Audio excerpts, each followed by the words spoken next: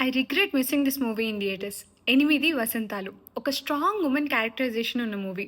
'శుద్ధి Ayodhya' she is a writer, ఒక black belt holder, responsible daughter, ఒక గుడ్ ఫ్రెండ్, ఒక good student and also she is a soft hearted women. ఎంత బాగా రాసారో తన క్యారెక్టర్ అయితే చాలా బాగుంది. ఈ సినిమాలో లొకేషన్ కానీ, సాంగ్స్ కానీ, లైక్ డైలాగ్స్ కానీ, ఒక గురువు ఆయన చనిపోయేటప్పుడు ఒక డైలాగ్ చెప్తారనమాట. దేహం అనే నేను గాల్లో కలిసిపోయాక నీతో ఒక జ్ఞాపకంలా గుర్తుండిపోతాను.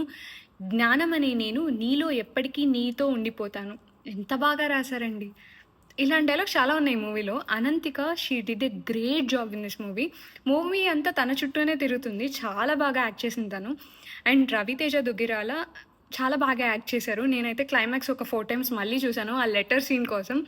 ఆయన డైలాగ్ డెలివరీ ఆ సీన్‌లో చాలా బావుంది. 'హను రెడ్డి' గారు లైక్ స్లైట్‌లీ నెగెటివ్ క్యారెక్టరైజేషన్ ఉన్న రోల్‌ని కూడా బాగా క్యారీ చేశారు. 'ఫణీంద్ర' గారు very well written and directed movie అండి.